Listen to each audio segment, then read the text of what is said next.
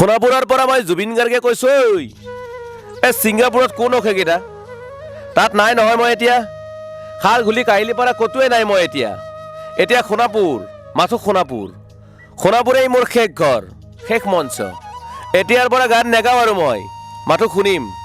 Specially মই night super কেইখনক কৈছোঁ উজনিলৈ অহা যোৱা কৰোঁতে সোণাপুৰৰ এই ঠাইখিনিতেই মায়াবিনীটো ডাঙৰকৈ বজাবি ৰৈ থাকিম উজাগৰি ৰাতিৰ বুকুত প্ৰাণৰ শিল্পী জুবিন দা নোহোৱাৰ আজি প্ৰায় 4 মাহ হ'বৰ হ'ল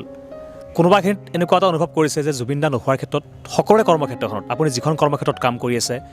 মই যিটো কৰ্মক্ষেত্ৰত বৰ্তমান জড়িত হৈ আছোঁ প্ৰতিটো কৰ্মক্ষেত্ৰ যেন কোনোবাখিনিত স্তব্ধ হৈ গৈছে আৰু জুবিন দা নোহোৱাৰ পিছত হয়তো কিছুমান লোকে ভাবিছে জুবিন দা কি আছিল জুবিন দা কি হয় বা জুবিন দা কি হ'বলৈ গৈ আছিল আজি মই এনেকুৱা এজন চিন্তাশীল কবিৰ ওচৰত উপস্থিত আছোঁ যিগৰাকী কবিৰ কেইটামান শাৰী হয়তো আপোনালোকে সামাজিক মাধ্যমত শুনিবলৈ পাইছিল হয়তো আপুনি শ্বেয়াৰ কৰিছিল ময়ো শ্বেয়াৰ কৰিছিলোঁ এটা বিশেষ কবিতা সোণাপুৰৰ পৰা মই জুবিন গাৰ্গে কৈছোঁ সোণাপুৰৰ পৰা মই জুবিন গাৰ্গে কৈছোঁ ছিংগাপুৰত কোন অখেকেইটা তাত নাই নহয় মই এতিয়া খাৰ ঘুলি কাহিলিৰ পৰা ক'তোৱে নাই মই এতিয়া সোণাপুৰ মাথো সোণাপুৰে মোৰ শেষ ঘৰ শেষ মঞ্চ এতিয়াৰ পৰা গান নেগাওঁ আৰু মই মাথো শুনিম স্পেচিয়েলি মই নাইট ছুপাৰ কেইখনক কৈছোঁ উজনিলৈ অহা যোৱা কৰোঁতে সোণাপুৰৰ এই ঠাইখিনিতেই মায়াবিনীটো ডাঙৰকৈ বজাবি ৰৈ থাকিম উজাগৰি ৰাতিৰ বুকুত ৰঙিয়াৰ এগৰাকী চিন্তাশীল কবি আৰিফুৰ ৰহমান নমস্কাৰ নমস্কাৰ জুবিন দা নোহোৱাৰ আজি প্ৰায় 4 মাহ হ'বৰ হ'ল কোনোবাখিনিত আপুনিও এটা খুব শোক লৈ আছে আমি শুনা পাইছোঁ বা আপোনাৰ মুখখন দেখিলে গম পাই যায় কি ক'ব এই মুহূৰ্তত আচলতে এতিয়া জুবিন দা শব্দটো শুনিলে এটা শোকৰ যিটো গোটেই অসমখনত এটা শোকৰ গোটেই অসম স্তব্ধটো হৈ গৈছিলে আৰু এতিয়ালৈকেও আমি ন্যায়ৰ বাবে ৰৈ আছোঁ আজি যদি কিবা এটা যিকোনো কথাত লিখিলে আমি #জাষ্টিছ ফৰ জুবিন গাৰ্গ যিকোনো কথাত বিয়াৰ চিঠিটো #জাষ্টিছ ফৰ জুবিন গাৰ্গ সেই পৰ্যায়লৈকে আছে আৰু কৈছোঁ 5 বছৰীয়া বাচ্চাটো এতিয়া জনি য়েছ পাপাৰ পৰা বাদ দিয়ে মায়াবিনী ৰাতিৰ বুকুত ষ্টাৰ্ট কৰে এতিয়া সেই এটা সময় য'ত জনি য়েছ পাপা আছিল বাচ্চাক শিকাইছিল এতিয়া মাত ওলোৱাৰ লগে লগে মায়াবিনী শিকোৱা লৈছে সেই পৰ্যায়লৈ সেই লেভেললৈকে 75-70 বছৰীয়া বৃদ্ধা য'ত সেই বৃদ্ধা মানুহগৰাকীয়েও উপলব্ধি কৰিবলৈ লৈছে মৰ্মে জুবিন গাৰ্গ কোন আছিল বাকী মোৰ কথাটো আৰু মই নকওঁ আমাৰ আমি এটা প্ৰজন্ম যি জুবিন গাৰ্গৰ গান শুনি ডাঙৰ হৈছোঁ পাখি এই মনৰ পৰা আৰম্ভ কৰি এতিয়া মায়াবিনীলৈকে হিয়া দিয়া নিয়াৰ পৰা লাষ্ট ৰৈ বিনালে সেই লেভেললৈকে থকা মানুহ এতিয়া পৰ্যায়ক্ৰমে এইখিনি পালোঁ গতিকে ন্যায় নোপোৱালৈকে ন্যায় পালেও কেতিয়াবা তেনেকুৱা অমৰ সংগীত শিল্পী আৰু আমি কেতিয়াবা নাপাম আৰু শিল্পী বুলি অসমৰ শিল্পী সত্তা প্লাছ সম্পদ কাজিৰঙা চাহ গড় বুলি কৈছিল নহয় যেতিয়া আমি জুবিন গাৰ্গ কাজিৰঙা চাহ জুবিন গাৰ্গ প্ৰথম আছিল গতিকে সেইখিনিয়ে গতিকে মৰ্মে আমি উপলব্ধি কৰি থাকিব লাগিব হেৰাই যাম কেতিয়াবা দুখ হ'লে প্ৰজাৰ দুখ হ'লে জুবিন দাক লাগিছিল বুলি আমি অনুভৱ কৰিম এটা কিবা আমাৰ সকলোৰে সমাজৰ এটা বাৰ্তা যদি বহন কৰি দিব লাগে বিশ্ব দৰবাৰত যদি প্ৰতিষ্ঠিত কৰিব লাগে এই জুবিন দা থাকিলে পাৰিল হৈ চাগে বুলি আমি এতিয়া অনুভৱ কৰিম প্ৰতিটো মুহূৰ্ত আমি প্ৰতিটো ক্ষেত্ৰতে আমি পাহৰিব পৰা নাই কেতিয়াও অসমবাসী নোৱাৰিম চাগে সেইটোৱে আৰু আৰিফুৰ ৰহমান দাৰ যিটো বিশেষ কবিতা বুলিয়ে মই ক'লোঁ যিটো কবিতাত জুবিন দাৰ খুব বুলিয়ে ক'লোঁ বা জুবিন দা কি বিচাৰিছিল বা জুবিন গাৰ্গ কি আছিল প্ৰতিটো শাৰীত কিবা এটা কৈ গৈছে আৰু সেই শাৰীকেইটাই প্ৰতিজন অসমীয়াৰ মনত এতিয়াও সাজ বহি আছে সেই কবিতাৰ নাম হ'ল সোণাপুৰৰ পৰা মই জুবিন গাৰ্গে কৈছোঁ প্ৰথমতে আমি কবিতা আপোনাৰ মুখেৰে পৰা শুনিব বিচাৰিছোঁ লাইভ ইতিমধ্যে বহুতে শ্বেয়াৰ কৰিছে কবিতাটো কিন্তু আজি আমি শুনিবই লাগিব ঠিক আছে কবিতাটো পাঠ কৰিছোঁ কবিতাটো আচলতে মইতো পেছাগতভাৱে ফাৰ্মাচিষ্ট হয় ফাৰ্মাচিষ্ট হ'লে মই সৰুসজাত থাকোঁতে এদিন গ'লোঁ তাতে তেখেতৰ দেহ চাই আহিলোঁ তাৰপিছত মই সোণাপুৰৰ সেইদিনা গোটেই মই ফাৰ্মাচিষ্ট হোৱাৰ কাৰণে আৰু মই বিশেষ এটা কামত নগ'লোঁ আৰু আমি ফাৰ্মাচীবিলাক খোলা ৰাখিব লাগেতো মানুহৰ জীৱনৰ কথা জড়িত হৈ থাকে কাৰণে সেইদিনা 1মান বজাত বহি আছোঁ সেইদিনা মই মোবাইলত আচলতে লিখিছিলোঁ কবিতাটো মোবাইলত লিখি সেইদিনাই মই কবিতাটো লিখি মানে মোবাইলত কবিতাটো নহয় আৰু জুবিন দাই এইখিনি কথা ক'ব বিচাৰিছে নেকি মানুহবিলাক যেতিয়া সৰুসজা যিখন অসম সেইখন অসমে চাগে চাব বিচাৰিছিল নেকি যেতিয়া সোণাপুৰত থাকি যাব মানুহৰ যেতিয়া ছুপাৰবিলাক যাব নৈশ বাছবিলাক যেতিয়া উজনিলৈ ঢাপলিয়াব যেতিয়া সেই উজনিৰ মানুহখিনিক ক'ব নেকি যে এবাৰ মোক মাত দি যাম মই সোণাপুৰতে আছোঁ, সেই এটা আৱেগৰ মই যিটো কবিতা লিখোঁ আৰু অনুভূতি থকা মানুহ বুলি কয়। আৰু সেইখনে অসম থাকক, জুবিনদাৰ এই কথাখিনিয়ে গৰিমাকক এৰি গ'ল, দেউতাকক এৰি গ'ল, অসমবাসীক এৰি গ'ল, জোনালীৰ ষ্টুডিঅ'টো এৰি গ'ল, এই আৰু গোটেই ৰাইজক এৰি গ'ল। সেই জন্তু ভাল পাইছিল, চৰাই ভাল পাইছিল, কুকুৰকেইটা দেখিলে, তেনেকুৱা আৰু আমাক এৰি গ'ল, গোটেই অসমবাসী গ'ল। এই কথাটো গতিকে জুবিনে এইখিনি কথাই আমাক ক'ব নেকি যে এতিয়া ঠিক আছে মই সুখী হ'ম চাগে যদি এইখন অসম থাকে, তেনেকুৱা ভাবি মই লিখি থাকি সেইদিনা মই ৰেকৰ্ডিং কৰিলোঁ বন্ধু অঞ্জনৰ তাতে, ভাইটিখন সেইখিনি তাতে ৰেকৰ্ডিং কৰি আমি ফেচবুকতে দি দিলোঁ। তাৰপিছত আধা ঘণ্টামানৰ ভিতৰত মানুহে মানে কি গম নাপাওঁ বাৰু, আচলতে সেই আৱেগ বহুত জড়িত হৈছিলতো মানুহৰ। আৰু এতিয়া জুবিনদাৰ সেই আধা ঘণ্টাৰ ভিতৰত 2600 মানুহে শ্বেয়াৰ কৰিছিল ছ'চিয়েল মিডিয়া ফেচবুকত। তাৰপৰা সেনেকৈ কবিতাটো চলি থাকিল আৰু চলি থাকি জুবিনদাৰ কবিতাটো ক'ৰবাত মোৰ নামো দিয়া নাই, আৰু মই নাম কেতিয়াও নিবিচাৰোঁ আচলতে। মই তেনেকৈ আগৰ পৰা কবিতা লিখোঁতে মোৰ বহুত কবিতা আপোনালোকে শুনিছে যদি মই বুলি গম নাপায় বহুতে। মই ছোৱালীৰ দেউতাকে কৈছোঁ, আৰু থলুৱা ভাষাটো মই লিখোঁ, আমাৰ ছোৱালীৰ কি হ'ব মাষ্টৰ, মই ছোৱালীৰ দেউতাকে কৈছোঁ, বৃদ্ধাশ্ৰমৰ পৰা মায়ে কৈছোঁ, ভেলেণ্টাইন ডে তুমি ধৰ্ষিতা হ'বলৈ নাহিবা, মই দুগলী পুখুৰীৰ গছৰ সেই সমস্যাটোক লৈ লিখিছিলোঁ, অনুগ্ৰহ কৰি আপুনি এবাৰ সেউজীয়াৰ প্ৰেমত পৰক। সাম্প্ৰতিক সময়ত আপুনি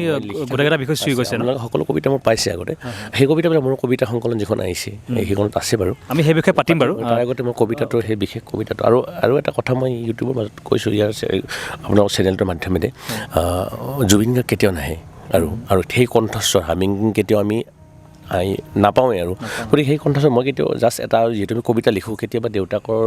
দেউতাকে যেন কৈ আছে তেতিয়া দেউতাকৰ যে অকণমান দিব লগা হয়, কেতিয়াবা ইষ্টটো দিব লগা হয়, চেষ্টা কৰোঁ যিমান পাৰোঁ। আৰু কেতিয়াবা থলুৱা ভাষাটো দুই এটা কবিতা লিখোঁ, আমাৰ নামনিৰ যিটো থলুৱা হেৰাই যোৱা যিটো ভাষা, আমি যিটো সংৰক্ষণ কৰি মাত মাই বেয়া লাগছে গাটো, কেম্বা লাগছে মাই আজি স্কুলত নাযাওঁৱে মাই, এই যিটো কথা সেইবিলাক অলপ সংৰক্ষণ কৰাৰ কাৰণে মোৰ তাতে 3টা কবিতা আছে, সেইবিলাক উপলব্ধি কৰক, কণ্ঠস্বৰবিলাক অকণমান চেঞ্জ হয়। আৰু সেই মই অকণমান জুবিন দাৰ চেষ্টা কৰিছিলোঁ, কিন্তু বহুতে কেতিয়াবা মোক কৈছিল যে জুবিন গাৰ্গ হ'বলৈ আহিছে, তেতিয়া দুখ লাগে আচলতে। কেতিয়াও জুবিন গাৰ্গ হ'ব নাপায়, কেতিয়াও জুবিন গাৰ্গ হ'বলৈ। আৰু মই কিতাপখন মই জুবিন দাৰ নামতে উৎসৰ্গা কৰিছোঁ, আৰু সেইবাবে জুবিন দাৰ নামত জুবিন দাই মোক চিনাকি কৰি দি থৈ গ'ল, মই কবিতা লিখোঁ বুলি, মানে কবিতা বুলি কৈছোঁ যিহেতু কৈছোঁ বাৰু, সেইকাৰণে মই কবিতাটো সোণাপুৰৰ পৰা জুবিন গাৰ্গে কৈছোঁ বুলি শিৰোনাম দি কবিতা বুলি মই হেৰি কৰিছোঁ। গতিকে মই সেই কবিতা বিশেষ কবিতাটো এবাৰ শুনাইছোঁ বাৰু। সোণাপুৰৰ পৰা মই জুবিন গাৰ্গে কৈছোঁ, এই ছিংগাপুৰত কোন সেইকেইটা তাত নাই নহয় মই এতিয়া, খাল ঘুলি কাহিলি পৰা ক'তোৱে নাই মই এতিয়া সোণাপুৰ, মাথো সোণাপুৰেই মোৰ শেষ ঘৰ, শেষ মঞ্চ। এতিয়াৰ পৰা গান নেগাওঁ আৰু মই মাথো শুনিম। স্পেচিয়েলি মই নাইট ছুপাৰ কেইখনক কৈছোঁ, উজনিলৈ অহা যোৱা কৰোঁতে সোণাপুৰৰ এই ঠাইখিনিতে মায়াবিনীটো ডাঙৰকৈ বজাবি, ৰৈ থাকিম উজাগৰি ৰাতিৰ বুকুত। মই আগতেও কৈছিলোঁ আৰু এতিয়াও কৈছোঁ, মোৰ কোনো জাতি নাই, মোৰ কোনো ধৰ্ম নাই। সৰু সজাত দেখুৱাই দিলোঁ, কোনো অহা নাই তাত। ব্ৰাহ্মণ, কলিতা, আলি, ৰহমান, ডেকা, বড়ো, ৰাভা, পূজাৰী, আৰু এইটো কি কয় নামাজ পঢ়াই যে মৌলবীও আহিছে সৰু সজাই লৈ। I love people, I love man. সেইবাবে মুখ্যমন্ত্ৰী হিমন্তকো কৈছোঁ, মই বিৰোধী দলকো কৈছোঁ, লুৰি নখিল সকলোকে কৈছোঁ, পলিটিক্স নকৰিবা বন্ধু। মই সৰু সজাৰ মানুহৰ অসমখন বিচাৰিছিলোঁ, চাই থাকিম সোণাপুৰৰ পৰা। খেলি মেলি হ'লে কষ্ট পাম, উভতিও যাব নোৱাৰিম। যোৰহাটৰ মানুহখিনিয়ে কষ্ট পাইছে বুলি শুনিছোঁ, মোৰো যাবৰ মন আছিল, প্ৰিয় ঠাই, দেউতাৰ ঠাই। উপায় নাই, পলম হ'লে শৰীৰটোৱে কষ্ট পায়। বাকী গৰিমা আৰু দেউতাই গুৱাহাটীতে থকাটো বিচাৰিলে, একো নাই, গুৱাহাটীলৈ আহিলে মাত দি যাব, সোণাপুৰতে থাকিম। আৰু এটা কথা, এই যোৰহাটত প্ৰতিমূৰ্তি এটা হ'ব বুলি শুনিছোঁ, গুচি যাম কেতিয়াবা, ঘেণ্টাক আকৌ খাতিৰ নকৰোঁ, মায়াবিনী ৰাতি ধুমুহাৰ সতে। এই মাজুলীবাসীয়ে দুখ নকৰিব দেই, মনত পৰিলেই গাই যাব, মাজুলীৰ এজনী ছোৱালী। নিমাতী ঘাটলৈ যাব নোৱাৰিম আৰু, একো নাই, মোক প্ৰতিটো বসন্ততে পাব অসমবাসীয়ে। শৰতত গাইছোঁ, বহাগত গাইছোঁ, বৰষুণত গাইছোঁ, দুখৰ গান, সুখৰ গান, শিশু, মুক্তি, মায়া, অনামিকা। মাথো নতুন গান গাব নোৱাৰিম, বন্ধ হৈ থাকিল চালা সকলো। এতিয়াৰ পৰা আৰু শুনিম শেষ মঞ্চখনৰ পৰা, সোণাপুৰেৰে পাৰ হৈ গ'লে গাই যাব কেতিয়াবা ধুমুহাৰ ঘতে। মাজতে সাঁথৰ এটা কওঁ, ছিংগাপুৰত মহন্তৰাই কোৱা মতে নৰ্থ ইষ্ট ফেষ্টিভেল আছিল। মই আগতেও কৈছোঁ, সাগৰ মোৰ প্ৰিয়। সিদ্ধাৰ্থ শেখৰ মই একেলগে সাগৰ গ'লোঁ, পিছত গম পালোঁ ঘেণ্টা মই মৰি থাকিলোঁ বোলে। বাকী নাজানো মই ক'ত কি হ'ল, শেখৰ নাই, সিদ্ধাৰ্থও নাই, অকলে অকলে কফিন এটাত দিল্লী হৈ সৰু সজাই পালোঁ। বাট আই লাইক পিচ, মই শান্তি বিচাৰোঁ, বৰ কম সময় পালোঁ, মন আছিল কিবা এটা কৰিবলৈ, উশাহটোৱে বন্ধ হৈ থাকিল। বাকী মোৰ দুখৰ মানুহজনী চিনি পায়নে নাপায় আপোনালোকে? য়েছ গৰিমাৰ কথাকে কৈছোঁ মই নাথাকিলেও দেউতাৰ তাইৰ খবৰ ল'ব আপোনালোকে মই নাথাকিলেও বিহু হ'ব লাগিব অসমত চিধা কথা মই আকৌ কৈছোঁ সোণাপুৰতে থাকিম মোৰ সমাধিৰ ওচৰেৰে পাৰ হৈ গ'লে গাই যাব সকলোৱে মায়াবিনী ৰাতিৰ বুকুত এইখিনি আছিল আচলতে সঁচাকৈ বৰ্তমান সময়ত খুব এক মই দুখৰ এটা বোজা লৈ আছোঁ মানে কি ক'ম কোনো ভাষা নাই জুবিন গাৰ্গে যিখিনি বস্তু বিচাৰিছিল আৰিফুৰ দাৰ হাতৰ কলমৰ পৰশত প্ৰাণ পাইছিল সেই বিশেষ শাৰীকেইটা আৰিফুৰ দা ইমান ধুনীয়া সৃষ্টি বা জুবিন দাৰ কবিতাটোক লৈ নহয় আপুনি বহুত কবিতা কৰি সৃষ্টি কৰিছে বহুত আবৃত্তি কৰিছে আৰু মই এখন বিশেষ কিতাপ দেখাব বিচাৰিছোঁ এইখন কিতাপ ইতিমধ্যে মনোজ বুক ষ্টলৰ পৰা প্ৰকাশ পাইছে ন ৰঙিয়াৰ মনোজ তেখেতে প্ৰকাশ হয় আচলতে এই কিতাপখনৰ সৃষ্টিৰ আঁৰতে মই কথাটো কৈছোঁ মই যিহেতু কবিতা লিখোঁ কবিতা বুলি কয় আৱেগ যিটো লিখোঁ আৱেগ লিখাৰ পিছত এইটো আচলতে মোৰ দেউতাৰ মাৰ সপোন পত্নীৰ হেঁপাহ আৰু এই কিতাপখন লিখাৰ পিছতো সৃষ্টিৰ মূলতে আছে শ্ৰদ্ধাৰ মোৰ মুকুল বেজবৰুৱা ছাৰ পাটিদৰং কলেজৰ পলিটিকেল ছায়েন্সৰ তেখেত আৰু আমাৰ মৰমৰ মনোজ বুক ষ্টলৰ হৰেকৃষ্ণ দা তেখেতে ক'লে যে আৰিফ এনেকৈ থাকিব নালাগে কিতাপ এখন আমি চাওঁ প্ৰকাশ ময়ে কৰিম দিয়া সেই কথাখিনি ভাল লাগিল আৰু হৰেকৃষ্ণ দাৰ উৎসাহত আৰু মুকুল ছাৰৰ যি এংকাৰেজ সদায় ছাৰে আচলতে মুকুল ছাৰৰ কাৰণে মই এজন স্নাতক পলিটিকেল ছায়েন্সৰ আৰু মুকুল ছাৰৰ কাৰণে বহুত এইখিনিত কিতাপখনত অৰিহণা আছে আৰু যিখিনি পাৰোঁ আৰু গতিকে দেউতা প্ৰাথমিক বিদ্যালয় শিক্ষক এখন কিতাপ লাগে বুলি কৈছে ডকুমেণ্টাৰী এখন লাগে লিখি মোৰ নিজৰ সৃষ্টি আৰু মই মোৰ কবিতা পুথি বুলি কোৱা নাই মোৰ সৃষ্টিখিনি ইয়াত লিখিছোঁ সেইখিনি আছে তাতে বিভিন্ন সমস্যা আছে অসমৰ সমস্যাবিলাক সমাধান হওক মই তাতে থলুৱা ভাষাত অলপমান লিখিছোঁ কবিতা আমাৰ চলিৰ কি হ'ব মাষ্টৰ হিমাংশু দাই শ্ৰদ্ধাৰ মোৰ প্ৰিয় কবি হৃদয়ৰ কবি হিমাংশু দাই ফেচবুকত শ্বেয়াৰ কৰিছিল সেইটো সময়ত মোৰ দৃষ্টিত আৰু কেবিনেট মন্ত্ৰীৰ সন্তান আৰু প্ৰজাৰ সন্তান একেলগে টিফিন হওক ক্লাছত মোৰ সপোন সেইখন সপোনৰ ভাৰতবৰ্ষ বিচাৰোঁ আৰু আপোনালোকে কি কয় নাজানো মই বিচাৰোঁ তাৰমানে আৰু নিৰ্ভয়ে যাতে ছোৱালীজনীয়ে ওলাই যাব পাৰে 10 বজাত ৰঙিয়া টাউন গুৱাহাটী সকলোতে আৰু নিৰ্ভয়ে যাতে নিজৰ দেউতাকে যাতে সংকট নাথাকে মানে এতিয়া ইমান দুখ লগা কথা আটাইতকৈ সৰু 5 বছৰীয়া বাচ্ছাটোক কন্যা শিশুটিক মানে গোটাত বেট চাচ শিকায় আৰু লাষ্টত শেষলৈকে বোৱাৰী যৌতুকৰ অপৰাধত চিলিং ফেনত ওলমি থাকে বাকী ৰেপৰ কথাটো আৰু শুনিয়ে থাকে আৰু সেই সময়তে মই এটা কবিতা লিখিছিলোঁ কলিকতাৰ আৰ জি কৰ হস্পিটেলৰ যিটো ৰেপ য়াং ৰেপ হৈছিল ডক্টৰী দুৰ্ভগীয়া ডক্টৰ তেতিয়া মই ছোৱালীৰ দেউতাকে কবিতাটো লিখিছিলোঁ আৰু সামাজিক ব্যাধি এতিয়া বৃদ্ধাশ্ৰমৰ পৰা মাই কৈছোঁ মাকৰ কৰুণ কাহিনী তাতে আপোনালোকে কবিতা পাব আৰু বাকী প্ৰেমৰো আজিকালি গমেই পায় আৰু প্ৰেমৰ প্ৰেমিকা আলজাৰ প্ৰেম ঠিকেই আছে কিন্তু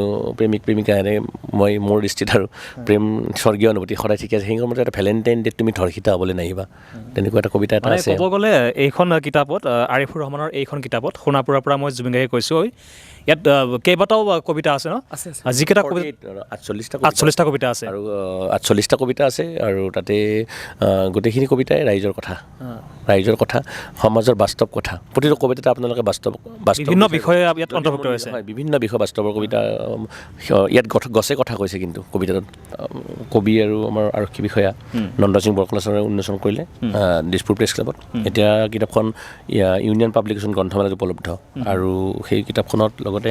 আমাৰ ৰঙিয়াৰ মনোজ বুক ষ্টলত আছে কিতাপখনত লাহে লাহে বাকী জগতলৈ যদি ৰাইজে বিচাৰে আৰু আপোনালোকে যদি বিচাৰে মোক কণ্টেক্ট কৰিলেও পাব কিতাপখন মই যদি সঁচাই পঢ়িব বিচাৰে মই কিতাপৰ মূল্যটোতে মই দি দিম কথা নাই মোৰ কোনো কুৰিয়াৰৰ চাৰ্জ দিব নালাগে কোনোবাই যদি বিচাৰে কিতাপখন মূল্য কিমান নিৰ্ধাৰণ কৰা 190 টকা 190 ৰুপিজ 48 কবিতা আছে আৰু এইটো আৰু মই পেছাত এগৰাকী ফাৰ্মাচিষ্ট আৰু মই ব্যৱসায়ী নহয় মোৰ পেছা ফাৰ্মাচিষ্টে গতিকে কিতাপখন জীয়াই থাকক বহুত বেছি ভাল লাগিল আপুনি ইমানখিনি সময় দিলে আপোনালোক বহুত শুভেচ্ছা থাকিল আপুনি আগবাঢ়ি যাওক সেইটোৱে আৰু কথাটো তোমালৈ মোৰ মৰম থাকিল এই কথাখিনি ৰাইজে শুনক কবিতা পুথিখন আচলতে মোৰ এইখন মোৰ আৱেগখিনি ইয়াত আছে কোনোবা এটা কোণত আপোনালোকক নিজক বিচাৰি পাব পাৰে গোটেইকেইটা কবিতা পঢ়িলে ক'ৰবাত পাব আপোনালোকক নিজে এজনক আৰু শেষত বেছি দীঘলীয়া নকৰোঁ বহুত বেছি ভাল লাগিলে আৰু শেষত এটাই আহ্বান জনাম জুবিনদাৰ যিটো আমাক ন্যায় লাগিবই অসমবাসী যিটোলৈ ৰৈ আছে তাৰ কাৰণে উচিত শাস্তি আমাক ন্যায় লাগিব আৰু যদি জুবিনদাৰ যদি আমি ন্যায় নাপাওঁ আমাৰতো আৰু ক'ব লগা নাই আমি ৰৈ থাকিম সেই লাষ্ট মমেণ্টলৈকে জুবিনদালৈকে আৰু যদি জুবিনদাই কেতিয়াবা যদি আমি ন্যায় যদি নাপাওঁ তেতিয়া এনেকুৱা এটা হ'ব যে মই এটা কবিতাত লিখিছিলোঁ ৰাস্তাৰে গৈ আছিলোঁ ধুনীয়া ছোৱালী এজনীয়ে কুকুৰ এটা লৈ গৈ আছিল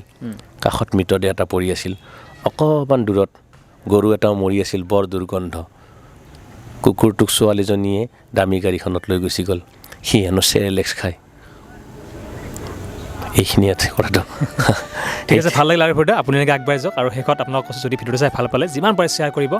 আৰু ছাপোৰ্ট কৰিব আৰু এই ভিডিঅ'টোক ছাপোৰ্ট কৰিব, মোকো ছাপোৰ্ট কৰিব। গতিকে বিদায় লৈছোঁ। Thank you. ঠিক আছে, অ'কে।